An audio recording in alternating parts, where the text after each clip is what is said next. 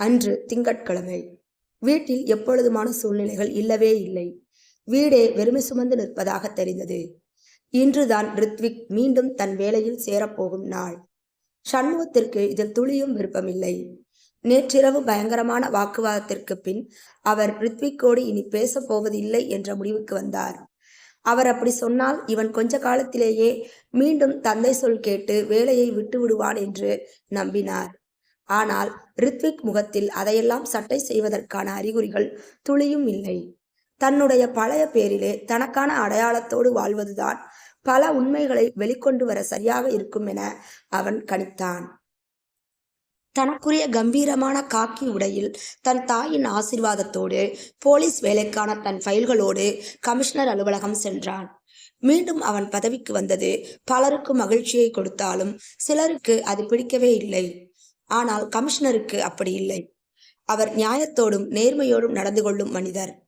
அதனால் அவர் ரித்விக்கை பாராட்டினார். சரிப்பா ரித்விக், நீ இல்லாத இந்த 4 ஆண்டுகள்ல காவல்துறையில எத்தனையோ மாற்றங்கள் வந்திருக்கு. வெளியே இருந்து நீ சில விஷயங்களை கேள்விப்பட்டு இருக்கலாம். ஆனால் அதுக்குள்ள இருந்துக்கிட்டே வேலை செய்யறதுங்கிறது கொஞ்சம் கஷ்டம்தான். ஆனா உனக்கு அப்படி இல்லை. நீ பிரில்லியண்டான ஸ்டூடெண்ட்.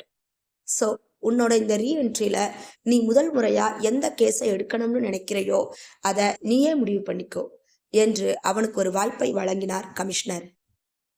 நடிகை பிரீத்தி சுனிலோட கேஸ். யோசிக்காமல் சட்டென பதில் சொன்னான் ரித்விக். அவன் பதிலில் கமிஷனர் தன் நெற்றியை தேய்த்து யோசிக்கலானார். ஓகே ரித்விக், இது கொஞ்சம் ப்ரெஷர் கொடுக்கிற கேஸ் தான். இருந்தாலும் நீ இதுக்காக ஓரளவுக்கு மேல ஸ்டெப் எடுக்க கூடாது. இது மேலிடத்து விவகாரம்.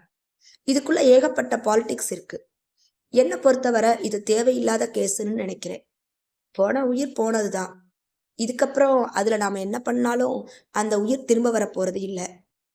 நான் இப்படி பேசுறதுக்காக என் மேல உங்களுக்கு உள்ள அபிப்பிராயம் கூட மாறலாம். ஆனா உண்மை நிலை இதுதான். ஸோ உங்களுக்கு இப்ப இருந்து சரியா 24 மணி நேரம் டைம் தரேன். அதுக்குள்ள இந்த கேஸை உங்களால முடிஞ்சா உண்மையை கண்டுபிடிச்சு க்ளோஸ் பண்ணுங்க. நாளைக்கே இதே நேரம் நீங்க என்கிட்ட ரிப்போர்ட் சப்மிட் பண்ணணும். இல்லைன்னா இந்த கேஸை விட்டுட்டு அடுத்த கேஸை தொடங்கணும்.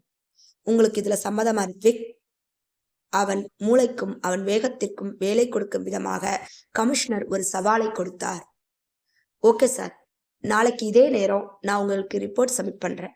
ஆனா பிரீத்தி சுனில் வீட்டை நான் ஒரு முறை பார்வையிடணும். அதுக்கு மட்டும் நீங்க பெர்மிஷன் கொடுக்க முடியுமா? ரித்விக் கேட்டான். கமிஷனர் அன்பழகன் யோசித்து பின் அவனை நோக்கி, இங்க பாருங்க ரித்விக், அவங்கெல்லாம் விஐபி ஆளுங்க. அரசியல் பின்புலமும் பண பின்புலமும் உள்ளவங்க. இந்த சினிமா, அரசியல், அரசாங்கம், நல்லது கெட்டது, குடி குத்தாட்டம், கஞ்சா, தண்ணி, அது இதுன்னு எல்லாமே ஒன்னோட ஒண்ணு கலந்ததுதான். எதுவும் இங்க தனிச்சிருக்கிறது இல்லை. அவங்க வீட்டுக்குள்ள நாமெல்லாம் அவ்வளோ சீக்கிரமா போக முடியாது. அப்படியே போனாலும் அவங்க ரகசியம் என்னன்னு நம்மளால இதுதான்னு சரியா ஊகிக்க முடியாது. அதனால தான் அவங்களுக்கு பேரு நடிகர்கள். கமிஷனர் நடைமுறையில் இருக்கின்ற உண்மை நிலவரங்களை எடுத்துச் சொல்லிக் கொண்டிருந்தார். சார் ப்ளீஸ், அட்லீஸ்ட் பிரீத்தி சுனில் ரூமை மட்டுமாவது சர்ச் பண்ண அனுமதி கொடுங்க. ரித்விக் தன் முடிவில் உறுதியா இருந்தான். அவனின் அந்த உறுதியை பார்த்தவர், சரி உங்களுக்காக பேசி இந்த ஏற்பாடை நான் பண்றேன். மதியத்துக்குள்ள அரேஞ்ச் பண்ணி தர்றேன், ரெடியா இருங்க. அவனுக்கு உதவ முன்வந்தார். Thank you sir. தன் சல்யூட்டை வைத்து அறையை விட்டு வெளியேறினான் ரித்விக். சண்முகம் டைரியில் இருந்து பேப்பர் 2. அன்றைக்கு பள்ளி விடுமுறை. ஒரே வகுப்பில் இருந்தாலும் நான் அவனோடு பேசுவதில்லை.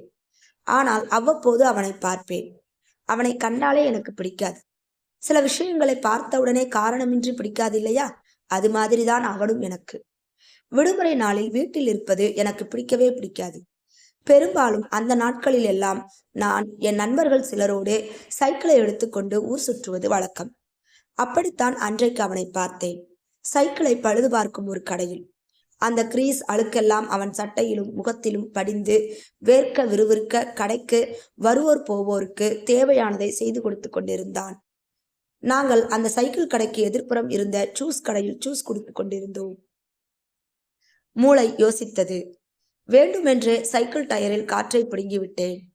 அது போதாதென்று என் மனம் முந்தி தள்ள வேண்டுமென்றே அருகில் இருந்த ஒரு ஒல்லியான ஊசியாக இருந்த இரும்பு கம்பியால் என் சைக்கிள் டயரில் ஓட்டை போட்டேன். 2-3 இடங்களில் அப்படி குத்தி டயரில் ஓட்டையை உண்டாக்கினேன். அதன் பின் அதை கொண்டு போய் அந்த சைக்கிள் கடையில் நிறுத்தினேன். என் அப்பாவின் பின்புலத்தை அந்த கடைக்காரர் அறிந்திருக்க வேண்டும் என்று நினைக்கிறேன். என்னை கண்டதும், "வாங்க தம்பி, வாங்க" வழிந்து வழிந்து வரவேற்றார்.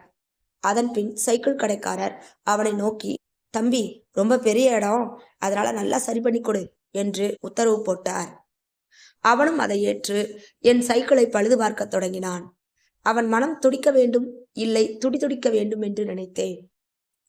"சீக்கிரம் சரி பண்ணி கொடுங்க, வீட்டுக்கு போகணும், தேடுவாங்க" என்று கடைக்காரரை அவசரப்படுத்தினேன். அவர் அவனை அவசரப்படுத்தினார்.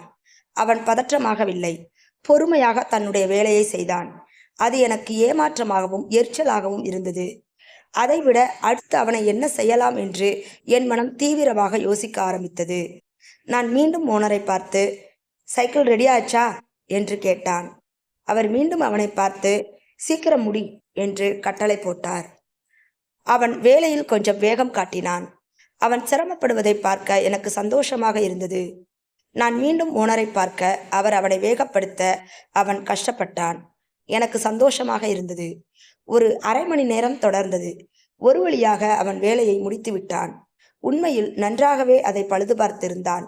எனக்கு அப்படி சொல்ல மனம் வரவில்லை. வேண்டுமென்றே நன்றாக இல்லை என கோபப்பட்டு வசைப்பாடி முகம் சுளித்தேன். அது முதலாளிக்குள் வருத்தத்தையோ இல்லை கோபத்தையோ, இல்லையென்றால் என் மூலமாக இனி வரப்போகும் லாபங்கள் தடைபடுமோ என்ற ஐயத்தாலோ அவனை வசைபாடி கோபத்தில் அடிக்கவும் செய்தார். அவன் அழுவதை பார்க்க என் மனம் துடித்தது. ஆனால் அவன் அளவில்லை. வேறொரு பெரிய அண்ணனை அழைத்து என் சைக்கிளை மீண்டும் பழுது பார்க்க சொன்னார் ஓனர். அவனோ தன்மேல் ஒட்டிய தூசி என நடந்த அனைத்தையும் தட்டிவிட்டு அடுத்த வேலையை பார்க்க கிளம்பினான். ஏமாற்றத்தில் அவனை இன்னும் ஒரு முறை நன்றாக பழிவாங்க வேண்டும் என்ற உந்துதல் இன்னும் என் மனதில் அதிகமானது.